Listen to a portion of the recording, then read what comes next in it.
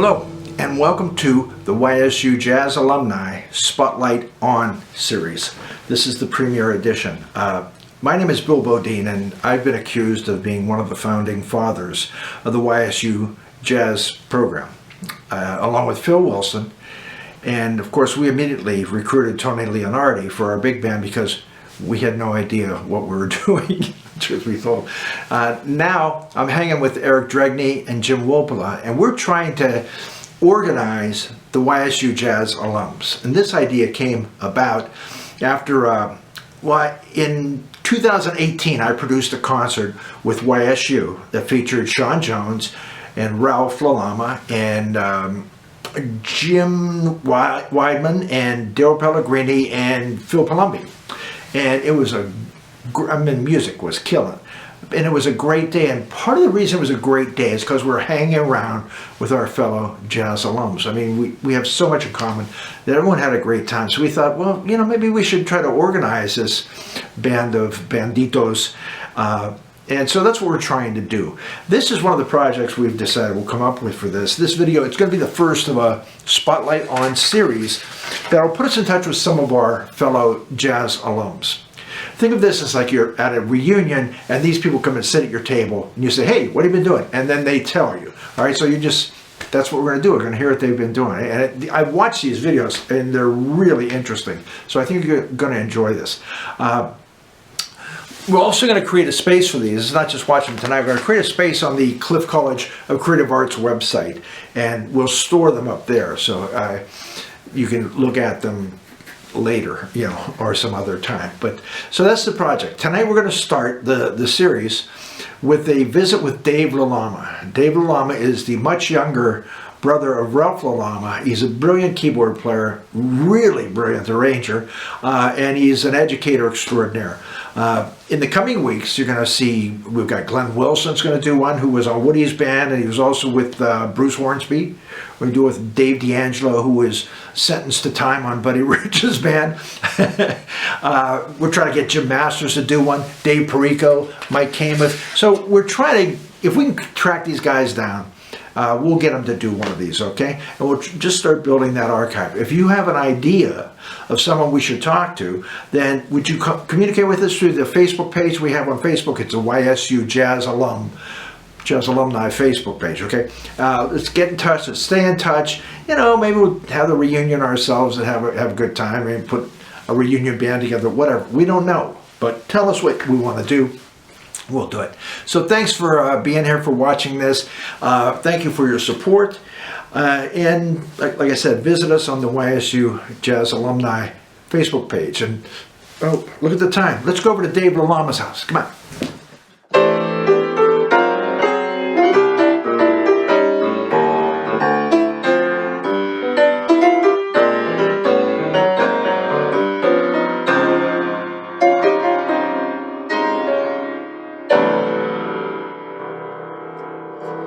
Hi, my name is Dave Lalama, and I'm a very proud alum of the Dana School of Music at Youngstown State University. That little section of music I just played is by the great Charlie Parker, and the reason I chose to start off this video presentation with it is this is his centennial, and the tune was taught to me by my old professor from Dana, Tony Leonardi. If it wasn't for Tony and people like Joe Parlink, Dr. Mark Walker, Dr. Robert Hopkins, Ruman Rudnitsky, Ed Largent, Adolphus Helstork, and my peers like my brother Ralph and several others, Glenn Wilson, James Masters, I would not have had the kind of wonderful career I've been blessed with since leaving the Dana School of Music and moving to New York City.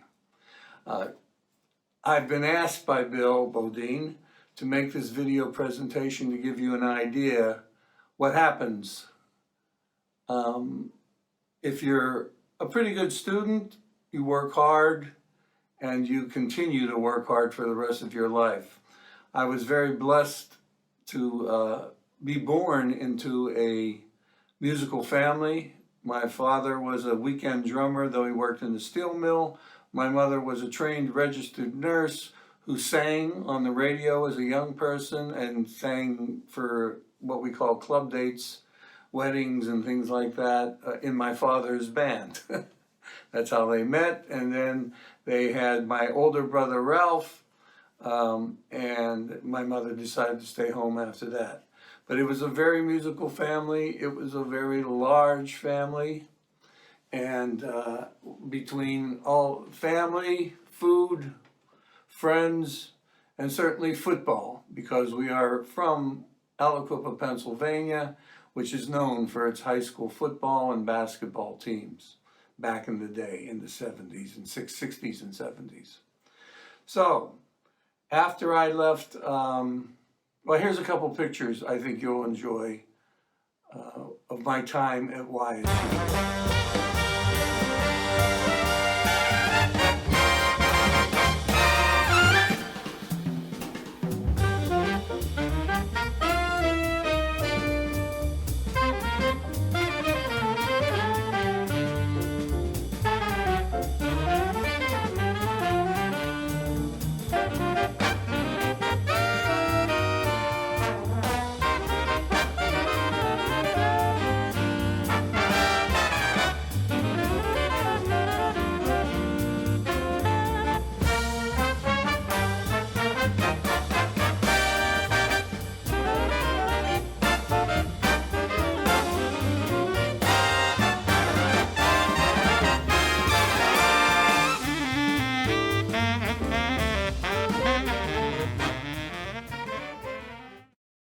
So you could see in those pictures how young we all were back then. The first picture was a rock band that I was still in high school, and you could see my brother with the big old afro on the side there. That was a band called The New Horizon. We're originally from Aliquippa, Pennsylvania, as I said, and with growing up in a musical family, there was always a lot of live music everywhere we went. And so from there, we started getting heavily into the jazz, certainly at the Dana School. And you see those pictures where I'm playing a Fender Rhodes piano. And we had a group with Jim Masters on the trombone, my brother on saxophone. And I believe it was Ralph Rich, who was an engineering student, on drums, and a young man by the name of Jeff Toscano on the bass. And we used to play at the pub. And that's the other picture you see with Ralph playing flute and me with my afro and dashiki.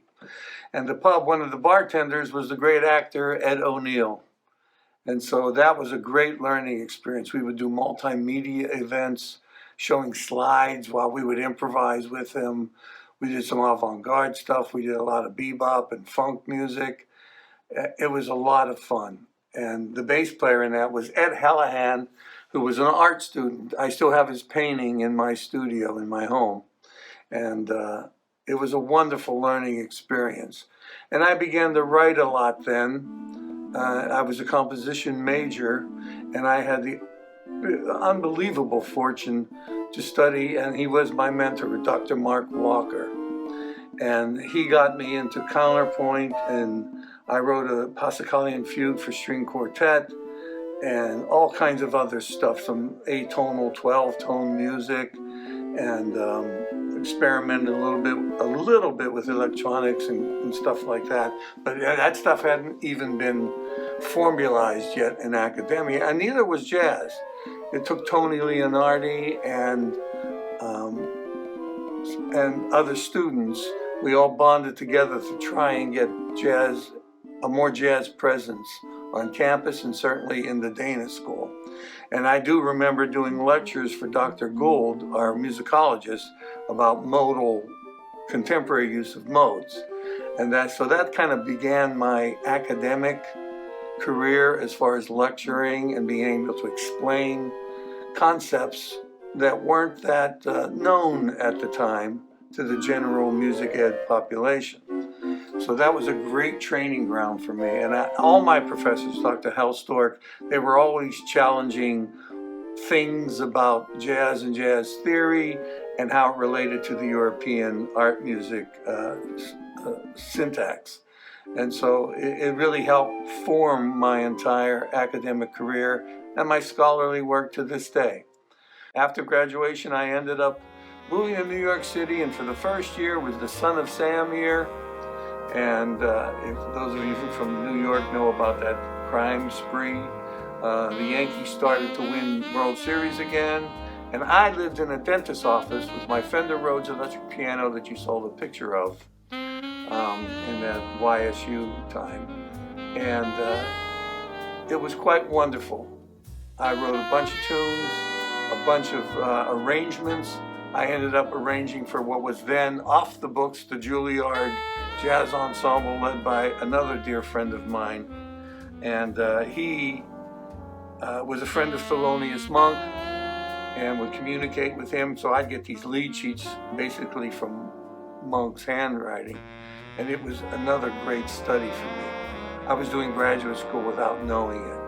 And so I started my own nonet, my own big band, which had a lot of stars in it at the time. Mel Lewis ended up playing drums for me.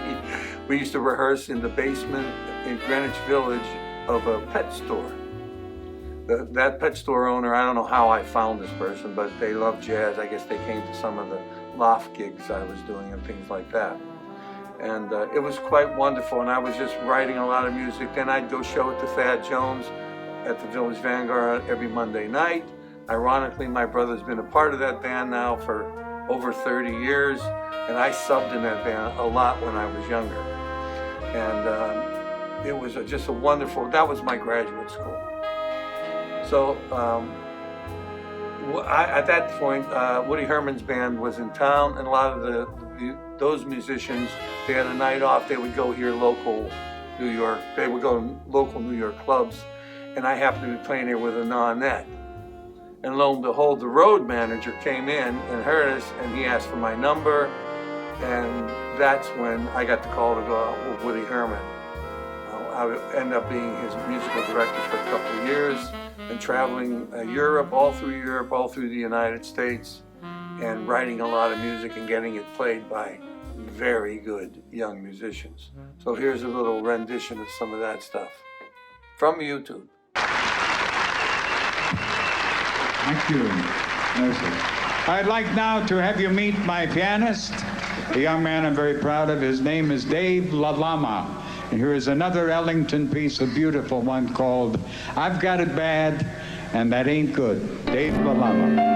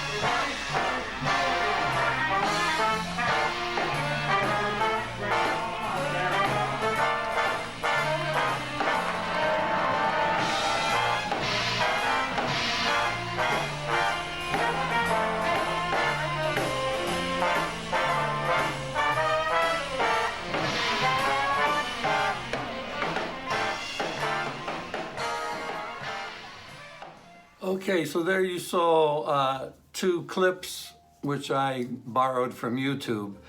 They were all posted by a dear late friend of mine, Bob Belden, who was a saxophone player on that band. I was there for almost 2 years, so a lot of musicians, young musicians, had come and gone by then. Joe Lovano was in the original band, and others, Bruce Johnson on the baritone, some great brass players, Birch Johnson, people like that. And also in there you heard the baritone saxophone of Gary Smolian, who's one of the top saxophone players in the world today. And just so many friends from that time. It was, like I said, graduate school for me. And it was a wonderful time. And from there, actually, I met my lovely wife, the beautiful Roxanne Daglian. And I met her in New Jersey because Woody would do a lot of workshops and clinics, especially during the week as we were touring in our country, actually in Europe too. And we would go to different kinds of schools. And that's what got me into lecturing and, again, explaining pretty complex concepts, musical concepts, to young people. And I started meeting a lot of band director types and things like that through that. And to this day, I've been in contact with them. So my pedagogic vocabulary was really being developed at that time at a rather high level. And so after that, I went and took the next arrangement I'm going to play for you. It's based on the song Is You. The song is you, Jerome Kern. And I called it the song Isn't You. And it's all jazzed up and fast and all that, high, fast, and loud, as we like to say. And I wrote it to feature my brother for Buddy Rich's band. At that time, he was in Buddy Rich's band. And so I went to their rehearsal in New York City. I gave it to Buddy, and they rehearsed it with me in the room. And he says, "What are you doing next week?" I said, "Well, I was currently playing at a jazz cabaret with, I think, Helen Forrest or some famous older jazz singer." And he said, "No, you're not. You're going on the road with me." And I had just I had just proposed to my wife, and we were going to get married in July. That was like in January, and I proposed Christmas Eve. And he said, "Well," I said, "Well, I'm getting married in July." And my wife, he says, he tells me, "She doesn't need you to plan your wedding. You'll just get in the way anyway, so you're going to come out with me till then." So I went out for the next 6 months with my dear friend, my best friend, Glenn Drews, who I did meet at the pub. He was playing at one of those Warren, Ohio, Youngstown clubs that featured shows.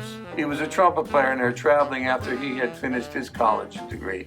So I'd known him since Youngstown in the pub when we were playing every Friday. And whenever he was in town, he'd come and sit in, along with the great saxophone player, Andy Fusco. So they were both in his band. My brother was in his band, and my roommate from college, the great Dave D'Angelo. He was playing alto saxophone. So it was, a family reunion. Glenn Wilson had been in the band, but he wasn't there when I was there. So I said, "Okay, I'll go out." We went to England. My roommate was the great Wayman Reed, who made his reputation with Count Basie. And at the time, he was married to Sarah Vaughan, one of the most important jazz singers ever. And so this whole connection just keeps happening to me. And it's really had to do with everything from Youngstown. All the live music, all the networking, all meeting people, talking with people, communicating through music with people.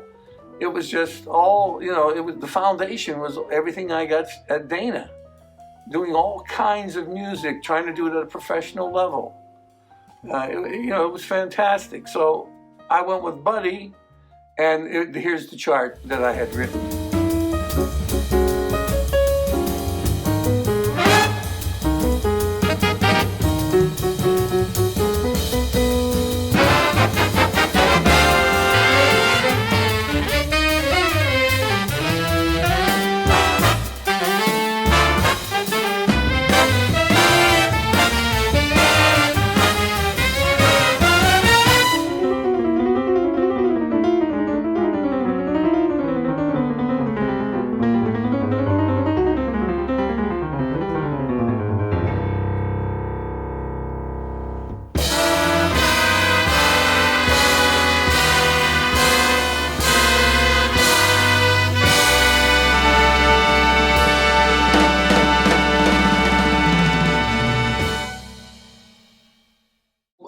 enjoyed the song Isn't You.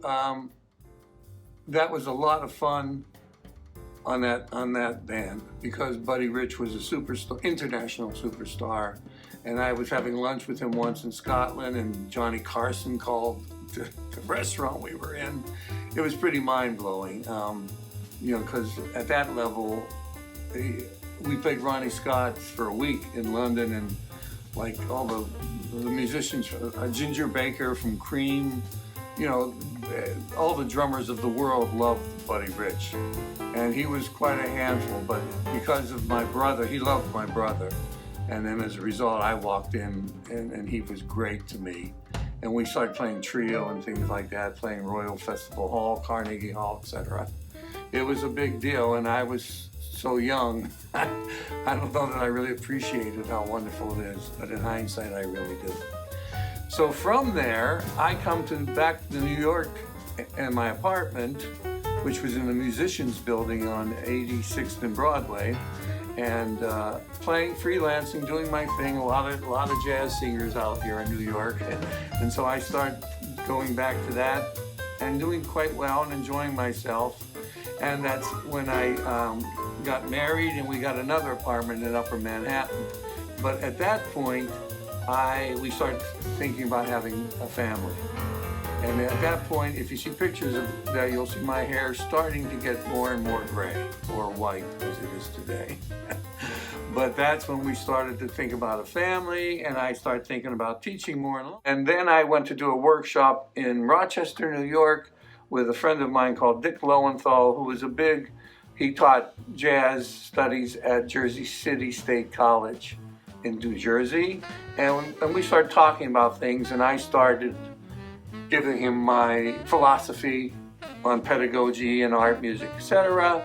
And lo and behold, the next year he got called to run and begin a jazz program at the conservatory known as the Manhattan School of Music.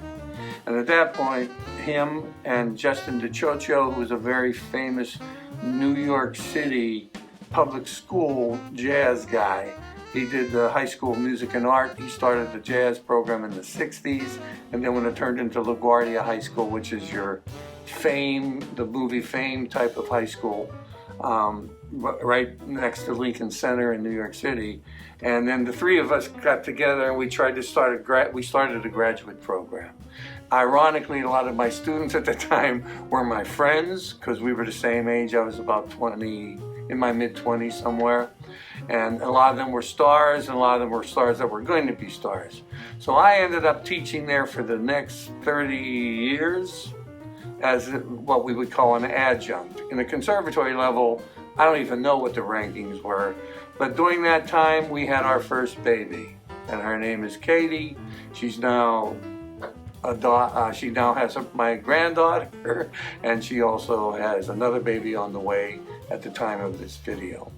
So I'm blessed beyond recognition, and I said, well, maybe my wife was teaching music in elementary school, but we really wanted to be, she wanted to be a stay-at-home mom because we were going to have more children, and we ended up having my son Andrew and my daughter Christina.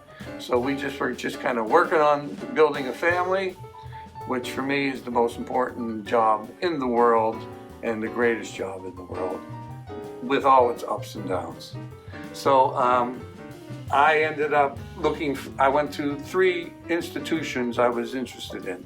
NYU, the Manhattan School, both of which I was still teaching part-time at, and then Hofstra University called me to interview because I had met the wonderful Herb Deutsch. If you don't know him, he was part of the team with Robert Moog that helped invent the Moog synthesizer. So again, right place, right time. I'm blessed with this networking vibe that I just did it to meet wonderful artists, and it has worked out unbelievable for me. Again, all formulated when I was at Dana. And so Herb talked me into coming in for an interview out in Long Island. And so I went to all 3 after that. They had offered me a position. So I went to the other 2 places and I said, so tell me, can I get a full-time job here with health benefits, the whole 9 yards, etc.? and they all offered me a job. And then my wife is suburban, if you get my drift. And she said, I'd really love to check out this Long Island thing. She started looking for a home here. We found the home that we currently live in, raised our family, and that, you know, for big meals with our grandchildren, the whole beautiful American dream. And I ended up taking the Hofstra job, staying with Manhattan School simultaneously, just one day a week at that point, and being full-time at Hofstra. So with that, I brought a whole wealth of performing experience to Hofstra, and I'm going to show you a couple videos of my Hofstra band making some music. And I would like to preface it by saying they're all liberal arts students. Most of them are music ed, and a lot of them aren't even music majors. So Hofstra is a liberal arts institution, something that I love with all my heart. Going back to my mother, having reading in our home all the time when I was very, very young, going to the library every Friday to get new books. So it was something I always loved, and all three of my children are educated at liberal arts institutions, so I'm a big fan of that as a parent and as a student. So here's a couple things from Hofstra. Thank you.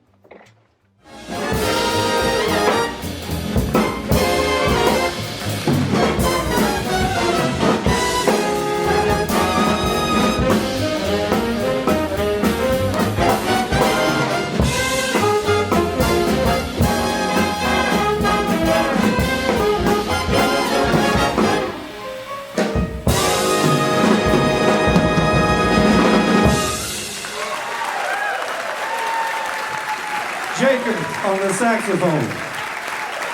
Come fly with us away. Down in Lalama land. Oops, sorry, wrong thing.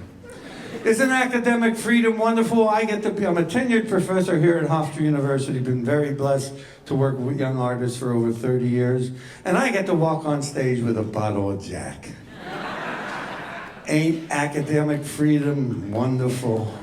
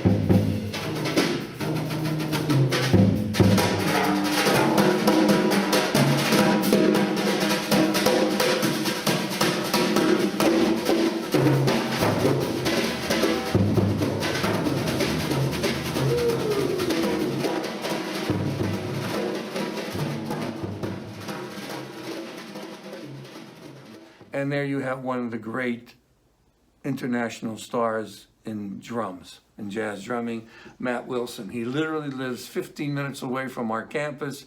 He comes there all the time, whether I want him to or not. And here he is, two drummers with a student drummer trading, student saxophone player. We were just doing some kind of a really simple head chart. But I've always believed in jazz that It's really about the feeling. It's about being able to improvise. It's about being able to think on your feet, but it's also being able to communicate spontaneously. Improvisation is just spontaneous composition in my book, and that's what these young people were doing. This next cut is Pent-Up House by one of my heroes, Sonny Rollins, but it's one of the first things I transcribed at the Dana School of Music was Clifford Brown's Impossible Solo. The first one was Clifford Brown's solo on Vols Hot by Sonny Rollins. And then I attempted Pent-Up House, which you're about to hear my big band arrangement of it. The soli, what that means is that you get the solo of Clifford Brown, you isolate it, then you try to transcribe it. You notate it, you do it by ear, and you write the rhythms and all that. Then I orchestrated it for big band, which is what you'll hear next. Actually, my big band.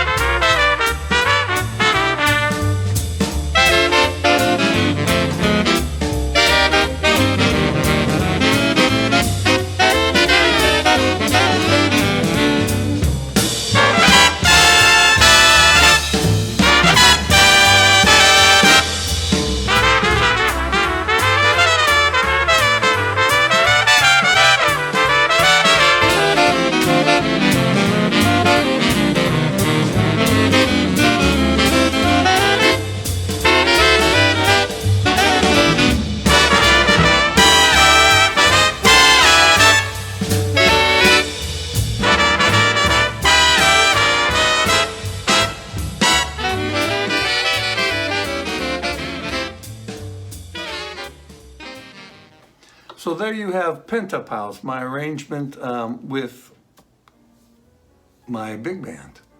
And it's ironic, I think, and wonderful that the seeds for all this stuff that I'm playing for you at the professional level were all planted at the Dana School of Music. It was just being very lucky on my part, but also being very focused and hardworking at that time. Because I was playing a lot of shows at a place called Cherry's Top of the Mall, where Joe Parlink was the contractor. He was our percussion teacher at Dana, and he just kept hiring me to accompany all the show business Las Vegas acts. I met the great comedian Rodney Dangerfield, Henny Youngman, and I became friends with David Brenner, if you're old enough to remember that great comedian. And so I just love the idea of communicating and entertaining people, making them laugh and making them feel. So, and music is the most powerful way to do that. I'm convinced of that. And it was because of that Dana stuff. So that Pent-Up House, really, a lot of colleges play that, I find out, because of my own little self-publishing company I have. And because of Finale, I can get it to all, anywhere as PDF files. So it's quite wonderful without having to leave my home here. So next, after that, my professional activity as a quote-unquote jazz pianist, it's always been, my thing is really accompanying, like spontaneous arranging. And so the singers in particular, I've always had wonderful relationships with some of the great ones and some of the crazy ones and some of the more show business oriented singers that, it's more like cabaret stuff and things like that. So I just love people that are very good at what they do. So I never had a problem with a singer in my life on any professional level. So the next video I want to show you is me with the great Dean Johnson, who's a very famous bass player, and my dearest, one of my oldest, dearest friends. He was in my original Ronette, my first year in New York, Adam Nussbaum. He's one of the great drummers in the world, and we got together as a trio to back up a very good old friend of mine, Carol Fredette, who, by the way, Carol was in a relationship when I met her 40 years ago with the great Steve Kuhn. He's one of John Coltrane's original pianists with John as a leader, and he was the one that got replaced by a very young McCoy Tyner. Because Steve Kuhn has perfect pitch. That means he could hear everything. And when Coltrane would start to go outside the tonal centers at that young time, he would, Steve Kuhn would go with him because he could hear what he was doing. So it wasn't that, like he was doing this modal stuff on top of tonal centers for you musicians out there, and Steve would go with him. So that's how he's become a lifelong friend to me too. And that's what I'm talking about, learning and meeting people and asking questions, hearing them play, and then being able to call them up in the middle of the night and ask them what they think about this or that. It's just a wonderful, wonderful education. But I digress. So let me go back to this next video I want to show you. It's with us with Carol Fredette. We're at Iridium. It was sometime in the last decade, I can't remember when. Iridium is the famous jazz club in New York where Les Paul. The great Les Paul played every Monday night till his passing. He was there for a good 20 or 30 years, right off of Broadway there in Midtown Manhattan. So it was kind of hallowed ground, and we played there an awful lot. She did her little gigs, and all kinds of show business people would show up. So I hope you enjoy that. Then right after that, I'm going to bore you with a recent gig I did with some former students of mine. It's called the Tristano Project. Lenny Tristano was a great artist from the 40s and 50s that I never really studied a lot of. So this music was kicking my gluteus maximus. And so there's some nice close-ups of us playing at Birdland sometime within the last few years. I can't remember when. But I hope you enjoy it. Be so grand at the game, so carefree together that it doesn't seem a shame that you can say your future with me, 'cause you'd be so easy to love.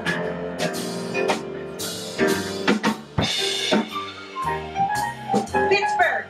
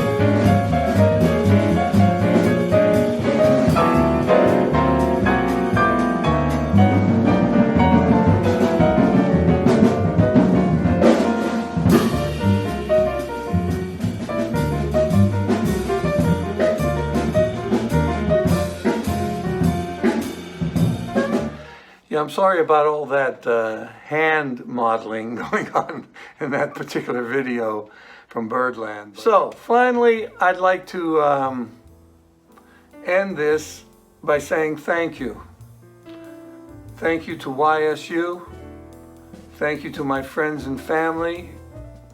Thank you to Youngstown, the city of Youngstown, and all the live music that was there when I was there, the people there, the food that was there, particularly the Italian restaurants, and to all my peers that I went to school there with that are still lifelong friends to this day, and particularly my professors there.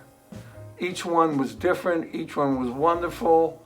I didn't always see eye to eye with every one of them, but I learned a heck of a lot from all of them. And the freedom they gave me to be me and to ask a lot of questions and to answer them with their professional demeanor and certainly their scholarly intellect. It was just a wonderful and inspirational time I spent in that area. So I thank YSU, the Dana School of Music, and certainly the city of Youngstown. I had a blast there. Now, all this jazz stuff I've been talking about, people didn't know, but I was writing songs since I transcribed Jesus Christ Superstar as a junior in high school. I just loved the Great American Songbook. My town, my neighborhood was called West Aliquippa, where I was born, and our most famous person from there is the great Henry Mancini, the great film composer and American composer and songwriter. So I was raised in what I would call good songs. Like Duke Ellington said, there's two kinds of music, good or not good. So I just love doing that. So I'd like to end, I do believe that I've been blessed, as I've said several times here, first from Youngstown on, in particular, with all the people I've met, all the people that have influenced me, the art that surrounds my life, but certainly my family. And my children, my wife have been very, very inspirational to me and very patient as I go into a room thinking I'm going to be there for an hour and it's 5 hours later and I get called, it's time to eat, Dad, that type of thing. So I was very blessed with their patience and their support throughout my life, and I still am to this day. You know nothing till you're playing the Village Vanguard or the Birdland and your kids are there, and now my grandchildren come to the gig. So it's one of the greatest things in the world. Just like when I was with Buddy Rich's band, and my brother and I, and my parents came to see us, we were somewhere near Pittsburgh, and he did like 2 minutes on me and my brother, and they were pretty Johnny Carson-like and Don Rickles-like. And then he started going with my parents, and they had a wonderful time. And then the other time, Woody Herman would do these dances in between things. I think there's Things Ain't What They Used to Be you saw earlier, that arrangement with Woody, and people were dancing. I love those gigs because we would do we would do 4 hours of a whole history of his book. So that was a great learning experience too. Well, I would then, anyway, we were playing one of those, and I told my parents to come to this country club somewhere in Western Pennsylvania on a Monday or something, and they danced every dance. And Woody hung out with them, and these are gifts. I wish them all for you, and no matter what you do in life. It's just a wonderful thing. Prima familia is the way I was raised in my particular tribe. So with that, here's a song I hope you enjoy. A big shout out to Bill Bodine for putting this all together. I greatly, greatly appreciate it, and I'm honored that you asked me. So with that, enjoy an old song I wrote for my children entitled Children's Dreams. Peace. Take care. Bye-bye. Tell me, where did we lose it? The players, the music, the flock has forgotten its way. Tell me when it got crazy, the picture grows hazy, and still I remember those days. We had buildings colored rocks by the river's end, funny toads on sunny roads beside us. If I took you there, would you ever dare